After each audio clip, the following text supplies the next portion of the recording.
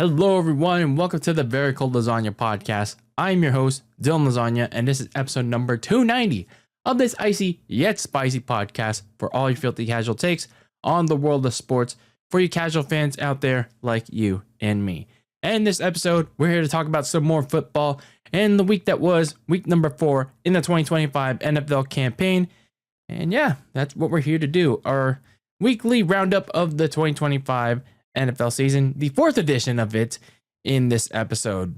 So yeah, not as exciting as it was in the last 3 weeks as we wrap up September, and now we're in October. So man, the year is flying by very fast. We're already in October, and we basically have 3 months of the year left. Wild times, very wild times that we're in, and the year has swung by. It is swooped by very fast. But yeah, we're not here to talk about the year. We're here to talk about the NFL and yeah, the week that was, that being week number 4.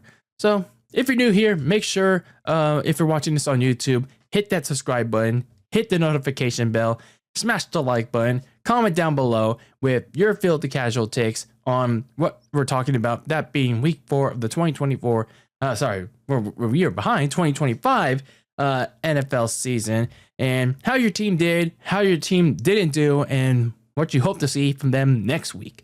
And yeah, your expectations for them.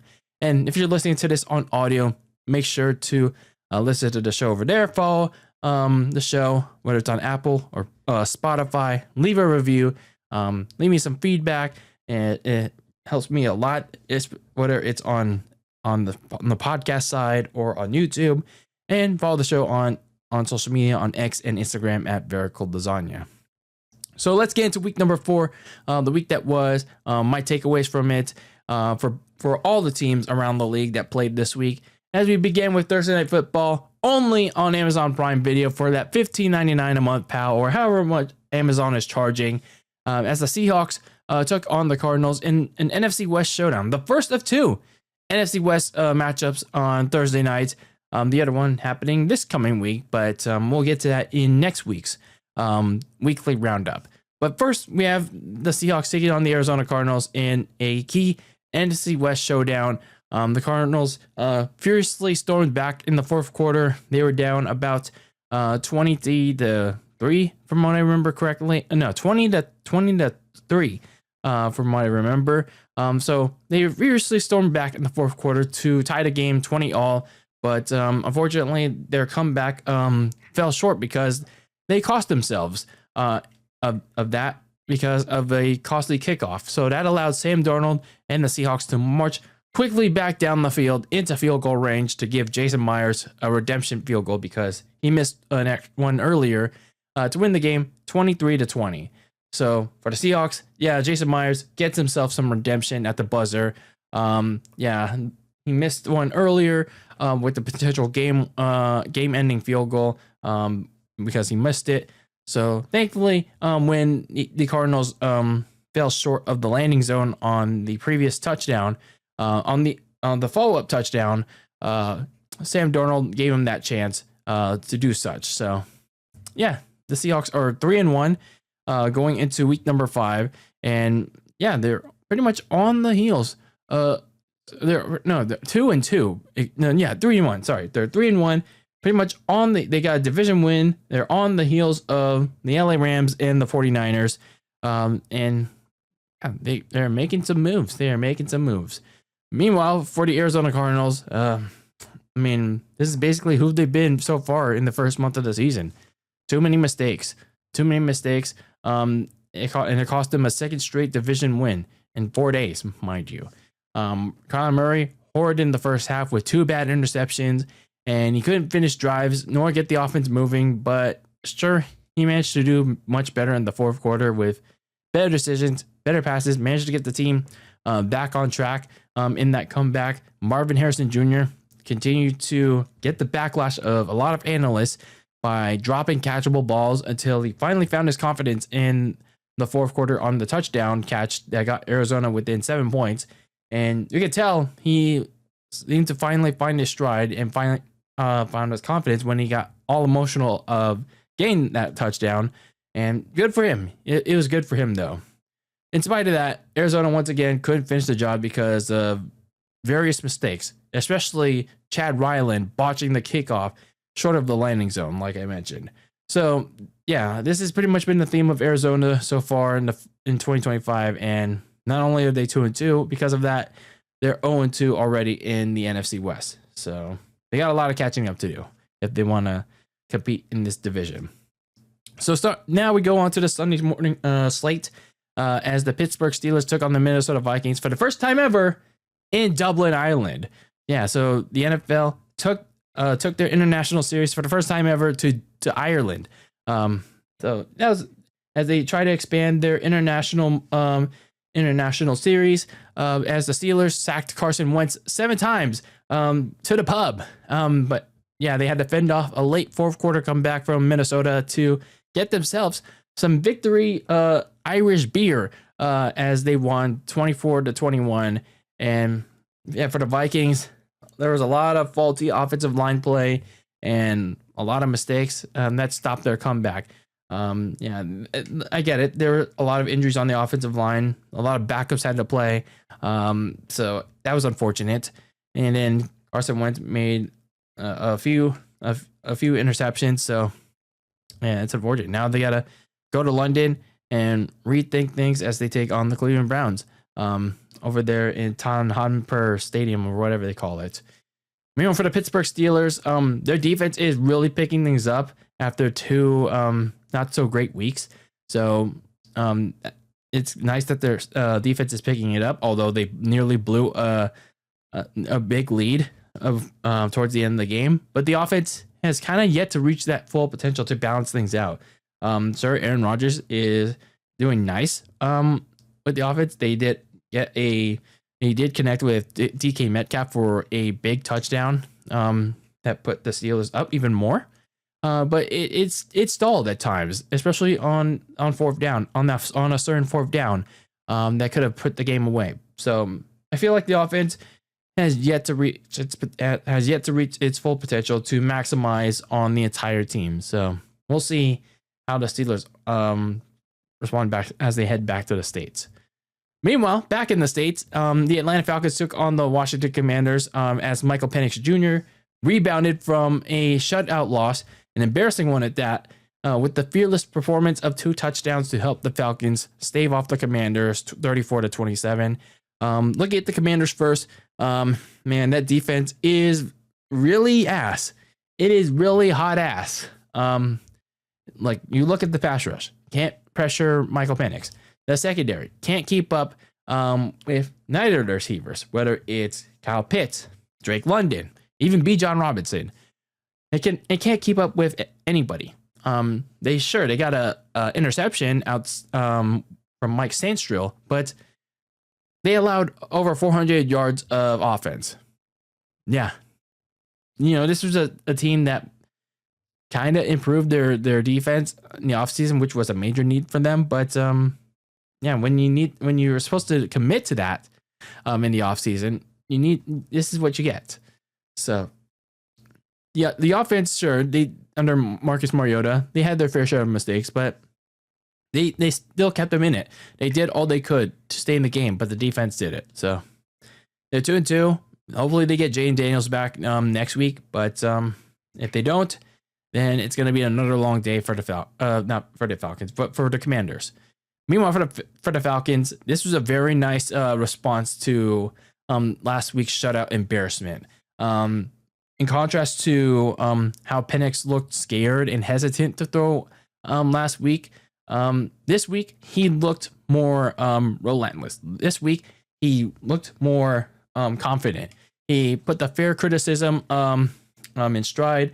He took that and used it as a sign that he needs to do better. He rebounded with his best performance yet, with a pair of touchdowns, relentlessly spraying and praying all over the field. You could see how well he did. So this is what we need to see from Michael Penix Jr. do more of. It's just a little unfortunate that it comes at the cost of the Falcons having their bye so early next week. when the Michael Penix was doing so well in this certain game, and all of a sudden you have a bye week, and very early bye week, mind you. Then we have the Buffalo Bills taking on the New Orleans Saints. The Saints surprisingly gave the Bills more trouble than expected, but the fourth quarter came around. Josh Allen threw a touchdown to Dalton Kincaid, and that shut the door on an upset 31-19. So for the Saints, pretty much the same theme as their previous 3 games, mistakes. So yeah, I was surprised that they hung around a lot longer than they should have, but the problem was, as has been, more mistakes.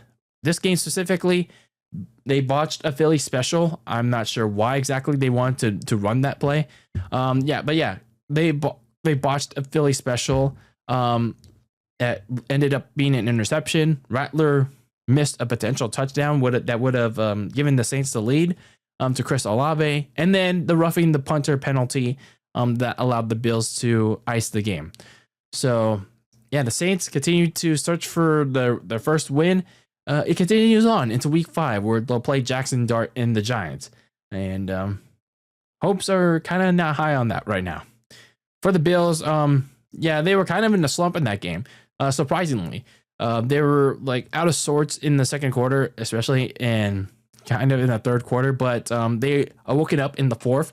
Josh Allen got a big first down run and the touchdown to Dalton Kincaid to pretty much seal it. And of course, the mistakes from the Saints. So the Bills do have one of the best quarterbacks in the league that does take advantage of, trying to make the best out of what he has on offense. But at the same time, it's also a reminder to, you can't have a letdown game, especially with a certain team that's still at the very top of the league in the AFC. And especially with a defense that continues to struggle without its top 2 players. So the Bills still have to be on their A game. Then we have the Detroit Lions taking on the Cleveland Browns. The Lions scored 14 unanswered points in the fourth quarter, courtesy of Khalif Raymond's punt return touchdown and Jared Goff connecting with Amon-Ra St. Brown to close the door on any kind of a rally from the skid marks, 34-10. So for the skid marks, I think it's time to start someone else at quarterback. Aside from the opening touchdown drive, Joe Flacco looked really bad in this game. Completely held in check by the Lions defense, made several back-breaking miscues, including throwing 2 interceptions, and he lost a fumble that was incurred by Aiden Hutchinson. So it's clear that at his age, he's severely limited. Kevin Stefanski, he has to make a change if he wants to save his job, if he can save his job at this point. Whether it's Dylan Gabriel or, hell, if you want to think further down the line, Shadur Sanders before they go to London.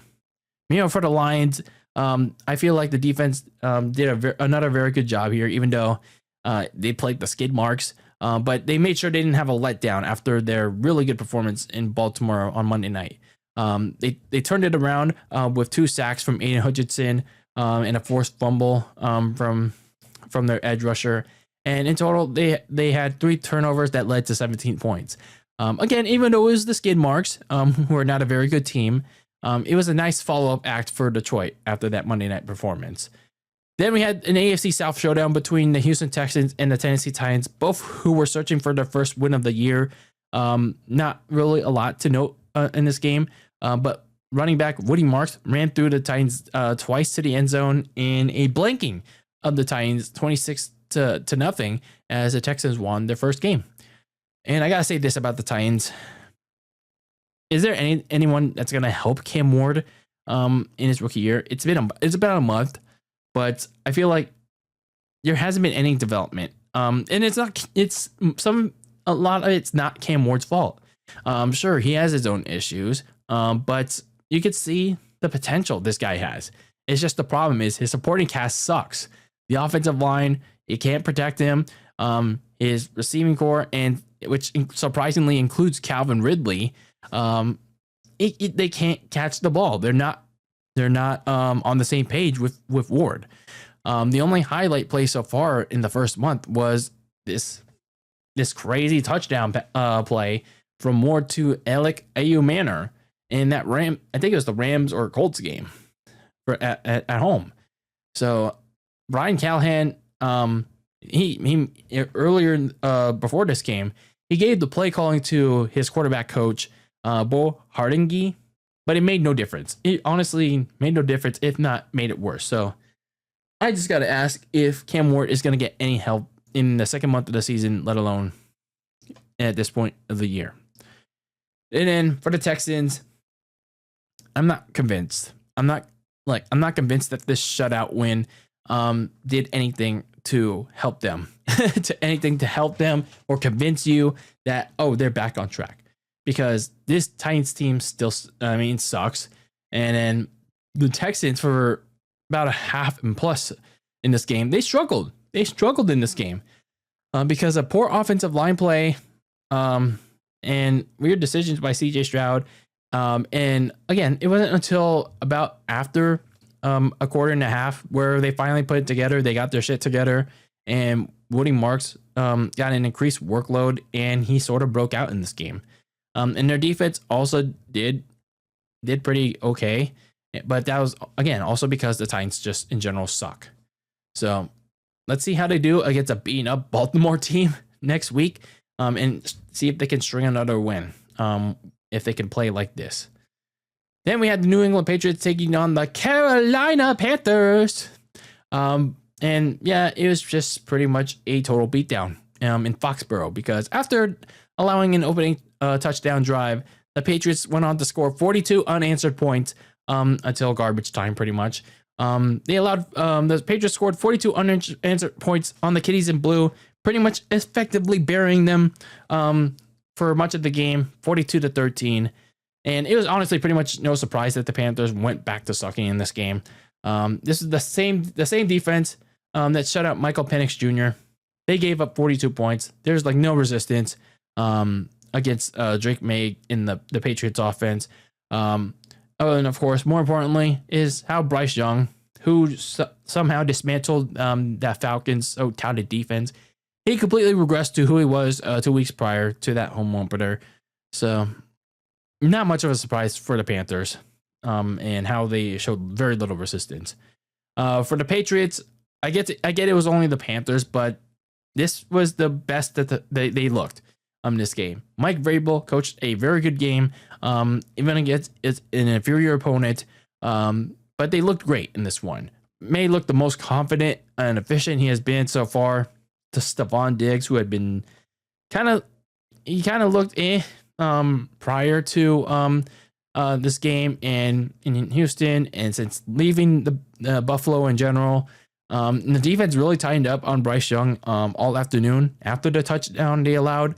But yeah, liking what I've seen in that game against Carolina.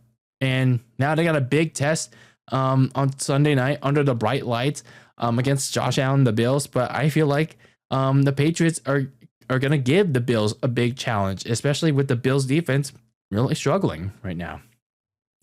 Then we have the New York Giants taking on the LA Chargers in the big blue side of the Meadowlands. The Giants, who were starting Jaxson Dart, their first round rookie, and the Giants made Justin Herbert and the Chargers Clipper. I'm sorry. Man, it's I haven't said that in a little bit. Yeah, with tough-nosed defense and a nice first impression by that rookie. They went on to upset the Chargers 21-18. For the Chargers in this one, pretty much an undisciplined effort from both sides. They were getting laundry all day. When I mean laundry, those yellow flags, because they unnecessarily committed holding penalties, defensive pass interference, when they didn't need to, you name it. So they have pretty much a lot of problems since Khalil Mack got hurt and is going to be out, still going to be out for a few weeks. There's not a lot of pass rush right now. And then the offense stalled a lot too, because the offensive line was getting banged up even more as Joe Alt left the game with a high ankle sprain. And that's another big problem for Justin Herbert and the team. They were already down two of their starting offensive linemen, with Mekhi Becton out with a concussion, and they already lost. There's already Rashawn Slater gone for the season, even prior to the season. So for a team that already has a 3-0 AFC West record, and a certain team that is back to 2-2, they can't afford to let up. They can't afford to, Clipper. Anyway, for the New York Giants, they should be encouraged about Jaxson Dart's first start. He led a very good opening drive where he used his scrambling ability to connect with his receivers, get his first touchdown of his NFL career on a quarterback draw. Just in general, he made a lot of good decisions, avoided a lot of mistakes, so that a lot of Giants quarterbacks in the past have made.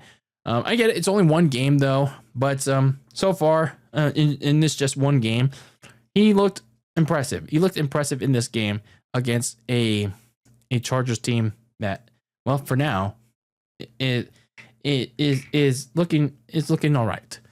So Giants fans will hope to see more promise out of Jaxson Dart next week when they travel to the Big Hard when they face Spencer Rattler and the Saints. However, obviously this game did come with a cost. They did lose Malik Neighbors to a torn ACL, which was unfortunate. So now that leaves Jaxson Dart without a big weapon. So that is very unfortunate for this Giants offense. But if anything, Dart can at least try to make something out of nothing. Meanwhile, in a battle of NFC undefeateds, the Philadelphia Eagles took on the Tampa Bay Bucks. The Eagles went up by as much as 18 points on two occasions, but the Bucks, they kept hanging around there. They kept rallying back before they were stopped from tying the game on their last gasp, as the Eagles went on to hang on 31-25.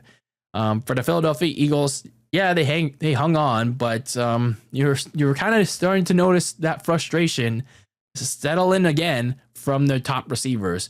Both sides looked on their way to dominating the Bucks in a reverse Uno card of the last few years, where the Bucks would whoop their ass. But for whatever reason, though, they pressed the off button in the second half, mainly trying to feed the ball to AJ Brown and Devontae Smith, especially in the offense when their passing attack was pretty much non-existent, and the defense just they were like they're just allowing a lot of shit happening. But yeah, going back to AJ Brown and Devontae Smith, who finally both played after missing the last two meetings in Tampa. They were held to 4 catches total. And Brown, or I think it's either AJ Brown or Devontae Smith, either one of them made their frustrations felt on Instagram. And yeah, that's not good.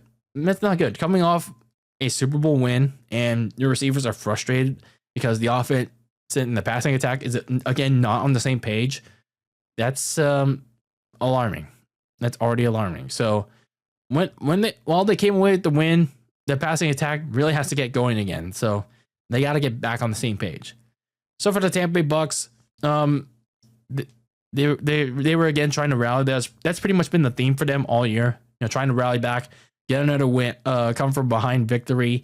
They were pretty much in it. Unfortunately, they made a couple of unforced errors, starting with the blocked punt on their opening drive. And again, they managed to get back in it, but they made 3 costly mistakes that sealed their fate, especially that interception by Baker Mayfield, where he had a receiver dead in the rights, but he just threw it. He just threw it to the defender, where he honestly could have just ran. He honestly just could have ran to the end zone. Like, I'm not sure why exactly he had to throw the ball, but anyway, yeah, the Bucks are now 3-1. They'll have to bounce back in Seattle to get a win there, but yeah, they could have been 4-0 if they didn't have they didn't make any errors. Then we go into the late afternoon slate of games as the LA Rams took on the undefeated Indianapolis Colts, and it was kind of a tight one in this game. But in the end, Matthew Stafford connected with Tutu Atwell on a late long touchdown in the fourth quarter, and the defense closed it out with their second interception on Daniel Jones, beating the Colts 27-20, handing them their first loss. For the Colts, yeah, they could have won this game, but they made just a couple of costly mistakes in this one. And I got to say, for Daniel Jones, even though, for those mistakes, he played another solid game against a tough Rams front seven. But again, going back to those mistakes, he threw 2 costly interceptions and he lost a big fumble. So yeah, you can't have that against a defense that's gonna really kill you. And it just goes back to the days of where Giants fans would be calling you, and even myself call you Danny Pennies. And then it's not necessarily Daniel Jones himself that cost the Colts this game. I would point the blame a lot towards Adonai Mitchell.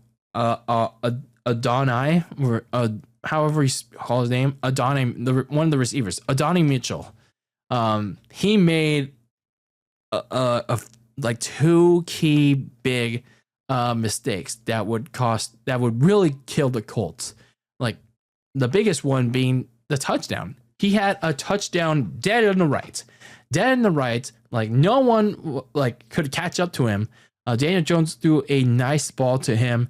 He was on the way to the end zone, but then he decided to showboat. Go like this, like, oh yeah, I got the touchdown, woohoo! Extend his arms, and then he lost control of the football. Like, what were you trying to prove there, sir? Like you already were on the way to the end zone. Just double clutch the ball. You don't need to do anything extra.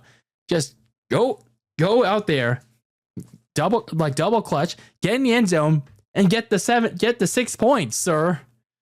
Like, why show off even more? That was such a killer. That was such an absolute killer. And then Mitchell also cost Jonathan Taylor a 53-yard touchdown that would essentially put the game away before the 2-minute warning. So rather than, putting the game away by 14 points, the Colts lost the game. And the Colts essentially lost the game, kept the Rams around, and then now the Rams are 3-1, and so are the Colts. Meanwhile, for the Rams, Matthew Stafford in the offense, they had a pretty effective game. And a lot of that had to do with Puka Nacua and Devontae Adams. Devontae Adams was pretty good too, getting a touchdown and played a big role. Trying to get attention off of Nacua from Colts defenders, but Nacua was just pretty much unstoppable in this game. 170 yards receiving, the game time score before Tutu Atwell finished the job. So I wouldn't be surprised if the entire offense go off again this Thursday against the next team we're going to be talking about. And that team is the San Francisco 49ers taking on the Jacksonville Jaguars, where, the Jaguars defense pretty much forced 4 turnovers on Brock Purdy, while Travis Etienne and special teams put the icing on the cake of a big win over my 49ers, 26-21. Now, don't let the score fool you. Sure, they tried to come back in this one, but it was just pretty much pretty much all Jags in this one. And you got to point towards that much improved defense where they're continuing to thrive. They forced 9 turnovers all of last year, but they generated 6 turnovers at that point, like prior to week 4. But they perhaps made their statement games in that Niner in week 4, forcing 3 total turnover. Oh no, sorry, 4. No, 3 total turnovers on Brock Purdy, and then the other one on Luke Farrell. That pretty much started it all. They forced 3 total turnovers on a hobbled Brock Purdy, shut down Christian McCaffrey in the running game. Sure, they nearly allowed a comeback to happen, but they assured they wouldn't. Strip sacking Brock Purdy, ironically of all people, Eric Armstead, the former 49er. And that defense so far coming out of the first month, it's a top 10 defense, which, I got to say, pretty impressed by them. Now they just need Trevor Lawrence in the offense, which also had a very solid game to put it all together, get out of that learning curve, especially with another big game coming up with Mahomes and the Chiefs coming to town to the land of all elite next week on Monday night. Meanwhile, for my San Francisco 49ers, what the fuck happened here? When Purdy was announced to be starting, it seemed to be like good news. He had a couple weeks to heal up after suffering that turf toe injury, which wasn't as bad as Joe Burrow's ended up being. He had plenty of time to heal up. Unfortunately, yeah, that news turned out to be too good to be true because he played like crap in this one. Air-mailing balls, throwing 2 poor interceptions, losing the game-sealing fumble to, again, Eric Armstead. And he just didn't look healthy in this one. And it was clear that his mobility was severely limited because of that toe. And some people will claim it's rust. But again, I think it was clear that Purdy may have been rushed because Mac Jones was also hurt. But when you look at it, in my opinion, looking back at that loss, it was a lose-lose situation all around when it came to the quarterback spot. It was a lose-lose for Kyle Shanahan. And again, I'm not making excuses for Kyle Shanahan because he pretty much everyone had a role in this loss. I mean, and the defense, they tried to do things, but they pretty much allowed to put themselves in a position to lose. But the main thing is the quarterback, when it came to trying to find a starting quarterback, yeah, they basically put themselves in a position to fail. It was either hobble quarterback in Purdy and Jones, or start the third stringer practice squad guy, but nobody knew who he was or what he can offer in Adrian Martinez. Like, what were the 49ers going to do? Think about that. Then we had the Kansas City Chiefs taking on the Baltimore Ravens in what was supposed to be another classic rendition of Mahomes versus Lamar. But instead, Mahomes in the passing attack put on a clinic on the Ravens, with Mahomes finding 4 different people for 4 touchdowns to send the Ravens packing 37-20. And yeah, it was pretty much a blowout. Why was that? Well, injury mania continued to run wild on you, the Baltimore Ravens, in Arrowhead. Yeah, you Ravens. So, yeah, going to this game, the Ravens were already missing defensive tackles Ndami Madubike. Sorry if I'm mispronouncing his first name. And Travis Jones. Yeah, they were missing those 2 guys. They were also missing a couple of other people. But they managed to hold serve in the first quarter. But then everything fell apart with bad play and an injury mania. So the already battered defense lost Marlon Humphrey, Roquan Smith, and Nate Wiggins, who got carted off. And then on offensively, they lost Ronnie Stanley, the left tackle, and then Lamar Jackson himself. They all left the game at various points, and yeah, it ended up being a shit show for the Baltimore Ravens. Coming out of the game, Madubike was ruled out of the season with the neck injury that he had been trying to come back from to start the year, but unfortunately could not. Marlon Humphrey and Roquan Smith are going to miss a few weeks, and Lamar Jackson could possibly be missing this coming week game against the Texans. So not looking great for the Ravens as they start out 1-3. Not just because of the quality of play on both sides of the ball, but yeah, with injury mania running wild on them again in the Ravens flock, brother. Meanwhile, for the Chiefs, they looked out of sorts for the first 3 weeks, even with good production from Tyquan Thornton, who was pretty quiet in this game, as the Chiefs didn't have much of a receiving game or a person other than Tyquan to rely on for Mahomes. But Xavier Worthy, his fast return from the shoulder injury, it gave Mahomes one of his vertical deep threats back, and it gives the Chiefs offense one of its more reliable options back, and it gives the passing attack a major boost, especially in the vertical deep threat. But obviously don't discount how good the likes of Juju, Travis, and Hollywood Brown have been in spite of the limited target share. So maybe this is the game where it gets the Chiefs back on track as they get back to 500. Then in Allegiant Stadium, the Chicago Bears took on the Las Vegas Raiders. Josh Blackwell, or whatever the Jay Blackwell name is, He blocked Daniel Carson's go-ahead field goal and game-winning field goal in the final seconds to give the Bears a pretty ugly win, 25-24. Yeah, this was a pretty ugly game with a lot of mistakes in this one. But in the end, Caleb Williams came up strong to help the team overcome cocky play calls and ugly mistakes. Ben Johnson tried his creativity that he showed off last week against the Cowboys, but he only got met by a tough Raiders front seven that was smart on that. They were not going to have any of it. So, yeah, Williams had to make up for it, but he also threw a poor interception to Max Crosby. So they all had to go back to the basics, bit by bit, little by little. And Caleb Williams led the offense on a nice go-ahead drive that put the Bears up 25-24 late, and that ended up being the final score after the blocked field goal to win the game. So I get it. It's obvious that Ben Johnson wants to have his offense get creative, but right now he can't have his cake and eat it too right now after just one good week.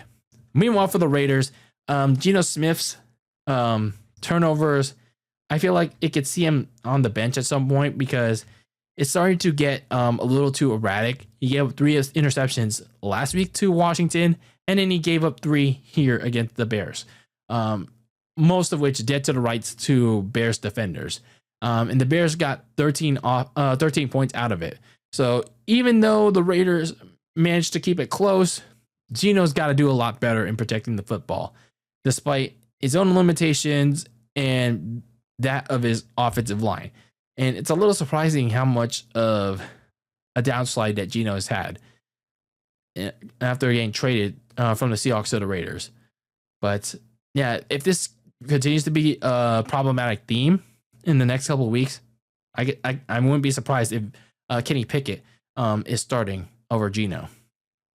Then we have the Sunday Night Football game as the Green Bay Packers took on the Dallas Cowboys in probably the much anticipated game of the season so far. Micah Parsons was returning to Dallas after he got traded just before the season even started. So yeah, that was the big headline matchup of the week. Micah Parsons, Jerry Jones, all the good stuff, all the good drama under the bright lights of Sunday night. But unfortunately, that all got overshadowed by a shootout that was happening between Jordan Love and Dak Prescott, and even went to overtime. Yeah, we had overtime football under the bright lights of Sunday night. But boy, yeah, terrible clock management happened where the Packers had an opportunity to win this game with the touchdown, but yeah, Jordan Love terribly managed the clock and cost the Packers the game. But at the same time, it led to one of the most unsatisfying words in all of sports, a tie. Yes, TIE. The Green Bay Packers and the Dallas Cowboys, under the bright lights of Sunday Night Football, ended in a 40-all tie. Unfortunate. So when you look at the Green Bay Packers, like how did this defense go from like one of the best that one of the best in 3 weeks to like a shit show? Like Dak Prescott was absolutely shredding them. Micah Parsons was pretty much a non-factor until Dak Prescott got sacked by him like to save a touchdown and ended up like forcing the Cowboys to just hit a field goal towards the on their first drive of overtime. But they allowed 40 points. Packers team that pretty much kept the Lions, the Commanders, even the skid marks. Even though the Packers lost to the skid marks, they kept all those teams in check. But they allowed 40 points to Dak and the Cowboys. They really need to be evaluated. I feel I guess it goes back to one of my flaws going into the season. The secondary is a flaw. Meanwhile, for the Cowboys, for as bad as their own defense was, I feel like they held their own offensively. They did. This is probably another good performance by their offense. And it points back to that 2 weeks ago when the Cowboys got into that shootout with the Giants. And surprisingly, their offensive line held their own against their old friend in Micah Parsons. So kudos to them. But again, unfortunately, it just ends in a tie. Then we had a Monday Night Football doubleheader, or as I guess you could call it, a Monday Night ass header, because both of the games sucked. As the Miami Dolphins first off took on the New York Jets. Darren Waller's 2 touchdowns highlighted the Dolphins' best game and first win of the year, defeating the New York Jets 27-21. But don't let this final score fool you, because the Jets, they continue to make plenty of mistakes, and it continues to prevent them from getting their first win of the year. This week, it was the special teams that cost them because of kick returner Isaiah Williams fumbling a return and the Dolphins making them pay with a quick touchdown. And then he called a fair catch on the Jets' own 3-yard line when the Jets were already down 2 scores. And then on top of that, they committed 12 penalties. Justin Fields continued to make erratic mistakes, like getting sacked plenty of times. And then on 4th down, he elects to lose a fumble that the Dolphins nearly scooped and scored.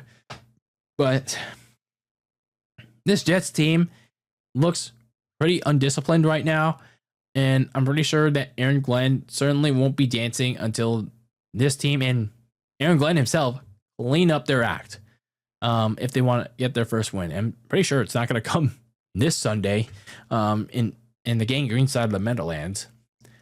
For the Miami Dolphins, they had their best and mistake-free performance in this game.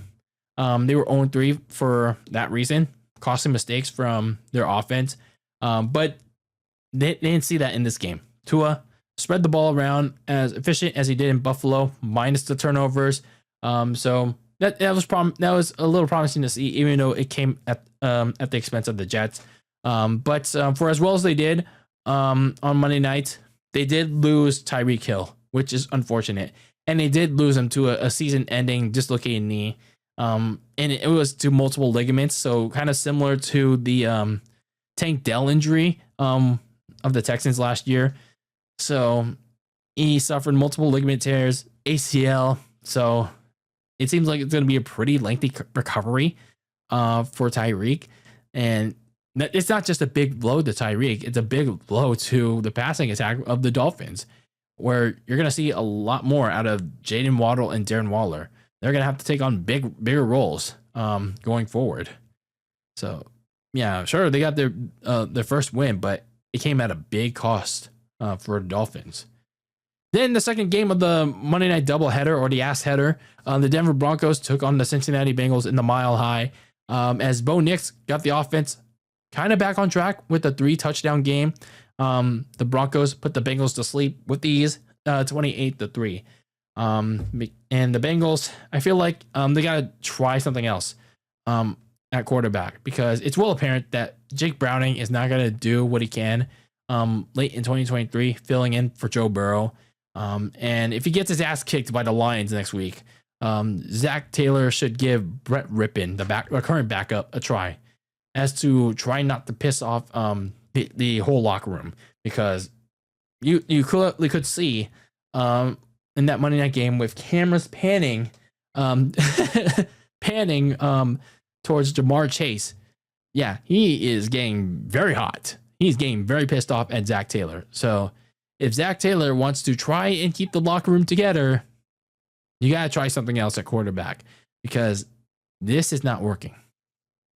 Meanwhile, for the Denver Broncos, the offense and special teams made critical mistakes in their losses to the Colts and the Broncos in the last 2 weeks, which were highlighted by the leverage penalty in Indy, and then Bo Nix's sailing passes in LA and against the Chargers. The defense, notably the secondary, they were getting torched, even though they were supposed to be pretty good. So against a bad Bengals team currently, this win was needed, but both sides need to continue to get back to form. That's going to come against another big test, though, in Philadelphia against the Eagles, which will be another must-win game for the Denver Broncos. So moving on, after pretty much recapping all the games from this past week and giving you my takeaways from it, let's talk about briefly our winners and losers from this past week. Starting with our winners, the Jacksonville Jaguars defense, forcing the 49ers into four turnovers, 3 of which on Brock Purdy, including the game-sealing fumble from Eric Armstead. Devin Lloyd also had a big day in getting 2 interceptions off of Purdy, and just being a wrecker in that game.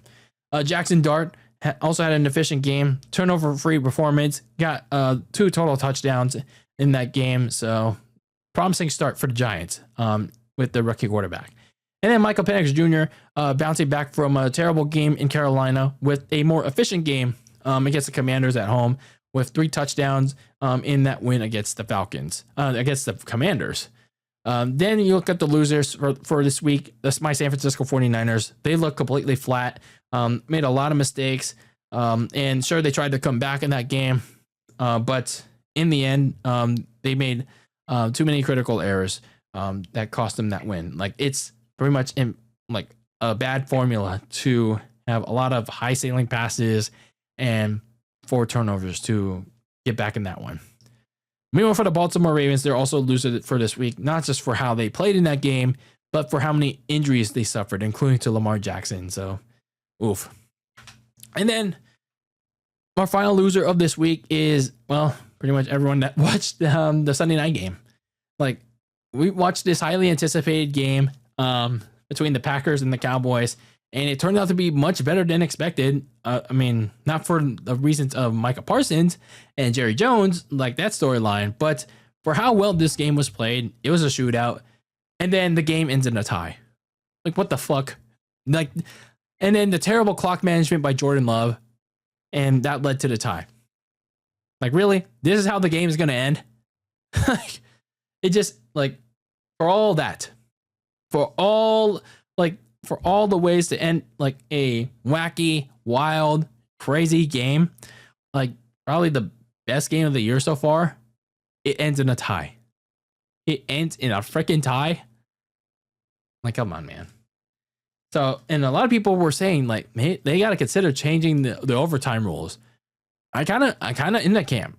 I would keep it 10 minutes, but adopt the college football rules. Like, have them start on the 30-yard line. Have them start on the 30-yard line. Give both teams a chance to possess it, and try to win the damn thing. So, to end things off, we always start off with our top 5 headlines going to the next week, and yeah, let's talk about our top 5 headlines going to week 5. Now, there's not a lot because the slate is not looking great right now as we begin the month of October, but we're gonna key in on the best we can have, and that starts off with the key Monday night matchup between the Kansas City Chiefs and the Jacksonville Jaguars, who are coming off, both of whom are coming off big wins. The Chiefs getting back on track, getting the 2-2, beating the Ravens, coming in with that red hot Mahomes and company against a Jaguars defense who are top 10 right now, and an offense that's still trying to find its footing and perhaps maybe can finally get out of that learning curve. So this is going to be a big Monday night matchup that possibly could have ramifications later on, as both teams could possibly be in the playoff hunt. And then obviously for the New York Giants, you want to see what you got out of Jaxson Dart as he makes his second start in the Big Easy as he takes on the New Orleans Saints. Both teams are not really going anywhere right now, but you want to see what you got out of Jaxson Dart, and I'm kind of curious how he'll do in that game too. And then you have a couple of division matchups that are going to be key on Thursday and Sunday night. For the Thursday night game, my San Francisco 49ers, who are clearly beating up, are taking on the LA Rams, who are obviously not as beaten up. And yeah, they're going to probably kill the Niners. And then you have a much more appealing Sunday night matchup as the New England Patriots, coming off that ass kicking of the Panthers, taking on the Buffalo Bills. So I feel like the Bills are going to be really challenged in that game against Mike Vrabel's Patriots. And yeah, that should be a big game for both teams. And how are the Ravens going to handle injury mania versus the Texans, especially given that Lamar Jackson could be out of that game, and how the Texans will carry that momentum of their first win over Tennessee? I mean, will it be a fluke? Will it be something real? We'll see. And then another big matchup early in the Sunday slate is going to be the Denver Broncos taking on the Philadelphia Eagles. Can the Eagles passing attack finally get something going? And can the Denver defense hold them off?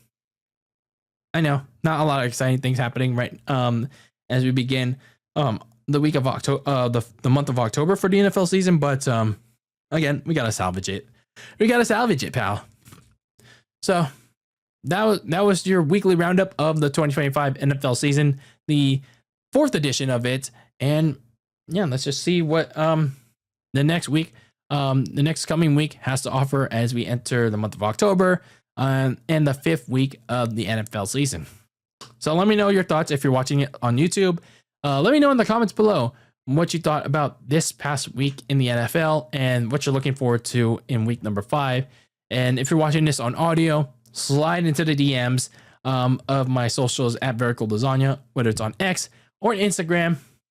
Let's have a conversation about it either way. And yeah, let's continue rolling on into the NFL season as we begin October. Some October football, pal. But anyway, that's going to do it for this episode of the Very Cold Lasagna Podcast. I've been your host, Dylan Lasagna. Thank you for tuning in to this episode number 290 of this icy yet spicy podcast with all your filthy casual takes on the world of sports. And until I see you, when I see you for the next NFL weekly roundup and a little bit later, 49ers weekly roundup. But yeah, until all that, peace out.